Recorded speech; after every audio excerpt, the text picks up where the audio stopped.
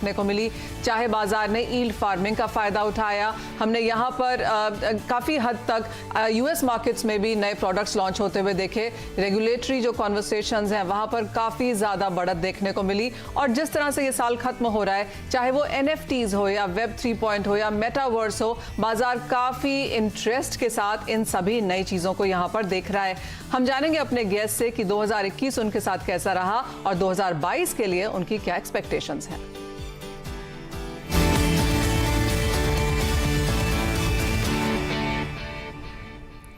हमारे साथ जुड़े हैं वजीरेक्स के फाउंडर एंड सीईओ निश्चल शेट्टी, ज़ेप्पे के सीईओ को CEO rather Avinash Shekhar and blockchain and crypto currency committee के एडवाइजर अजीत खुराना। आप सबका कार्यक्रम में स्वागत है। निश्चल, सबसे पहले आपसे जानना चाहेंगे, और आपकी तरफ से तो एक रिपोर्ट भी जारी हुई है 2021 को लेकर कि इस साल में क्या डेवलपमेंट्स देखने को मिले हैं, किस तरह का पार्टिसिपेशन है, ज्योग्राफिक रीजन से लेकर कौन से क्रिप्टो करेंसीज में लोगों ने निवेश किया। सबसे पहले आपसे इसकी एक समरी जानना चाहेंगे।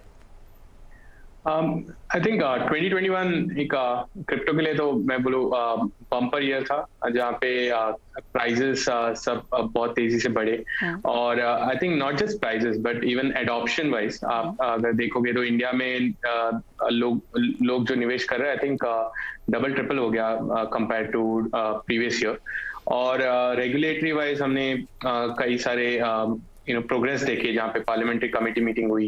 हमारे फाइनेंस मिनिस्टर ने कहा कि हम रेगुलेट करना चाहते हैं। फिर पार्लियामेंट में बिल लिस्ट हो गया था, तो वो एक बहुत ही आई थिंक प्रोग्रेसिव स्टेप रहा है इंडिया के लिए।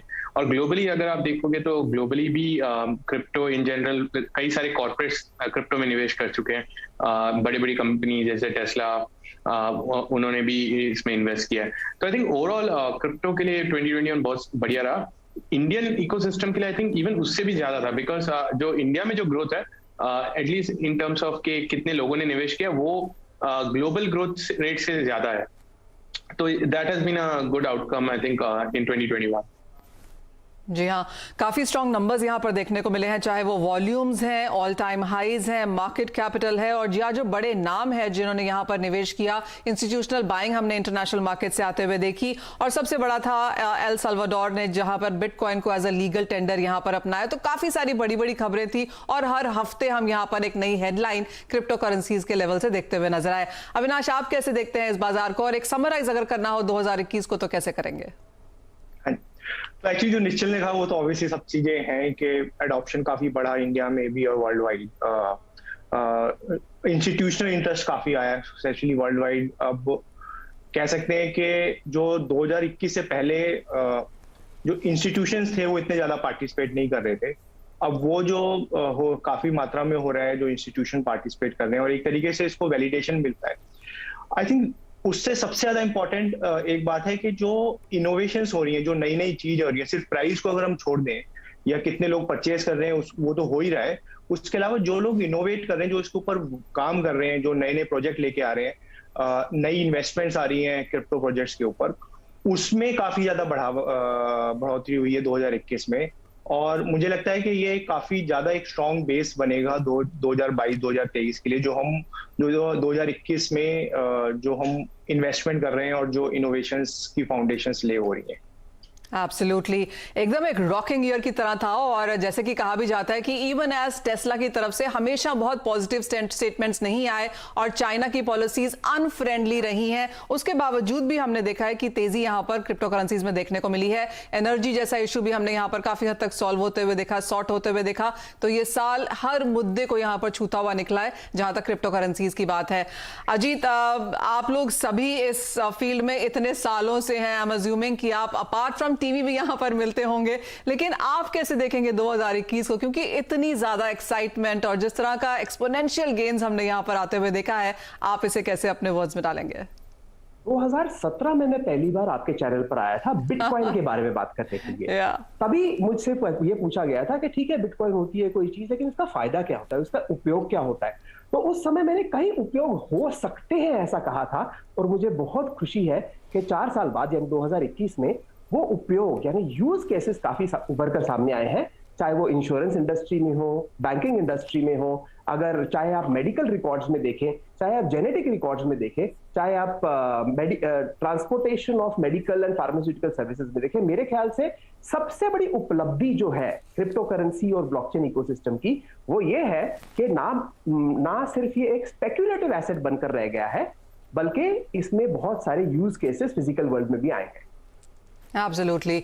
सो सिर्फ एक स्पेकुलेशन नहीं है, सिर्फ एक ट्रेड का माध्यम ये नहीं है, बट जिस तरह के यूज केसेस यहाँ पर स्केलेबिलिटीज हमने आते हुए देखी, लेयर 1, लेयर 2, लेयर 3 तक की कॉन्वर्सेशन यहाँ पर लोगों को समझ आने लगी। निश्चल, दैट्स एग्जैक्टली द पॉइंट। आप कहेंगे लोगों ने रिसर्च करी, लोगों में अवेयरनेस यहाँ पर आई है। आई मीन, मुझे पता है मैंने कितनी बार आप लोगों को कॉल करके बोला एक क्रैश कोर्स दीजिए, चाहे वो डाउज में है, डैप्स में है।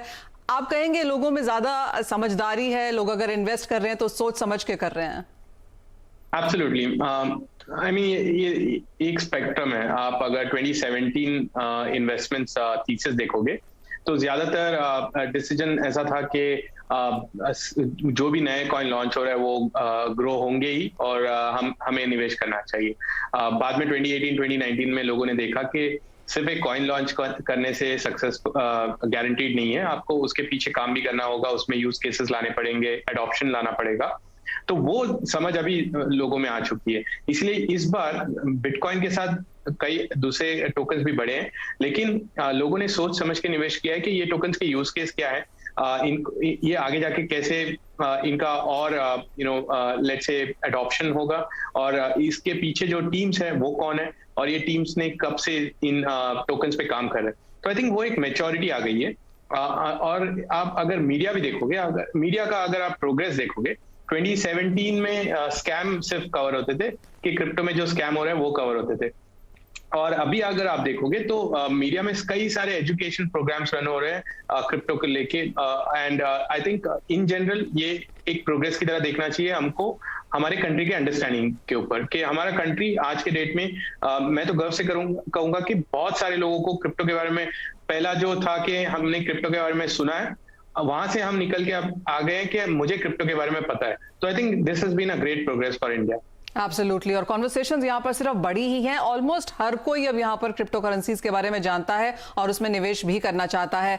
अजीत, जहाँ तक पोर्टफोलियो मेकिंग की बात है, क्योंकि हम साल के अंत पे हैं और बहुत सारे लोग अपना पोर्टफोलियो देख रहे हैं, समझ रहे हैं, असेस कर रहे हैं और ये भी सोच रहे हैं कि क्या इस नई टेक्नोलॉजी को यहाँ पर ऐड किया जाना चाहिए। कैसे देखते हैं आप इन कॉन्वर्सेशंस को, और आप यहाँ पर क्या राय देंगे? चूंकि ये मार्केट अब भी बस उभरती मार्केट है, तो मैं कहूंगा कि पहले तो इसे रिस्की एसेट गिना जाए। आप यदि अपने पोर्टफोलियो का समझो 10% रिस्की एसेट में, यानी शेयर मार्केट में या इक्विटी बेस्ड म्यूचुअल फंड वगैरह में डालते हैं, तो उस रिस्की भाग का 10% आप क्रिप्टो में डाल सकते हैं। मेरा मानना यह है, मैं ऐसे ही सोचता हूं।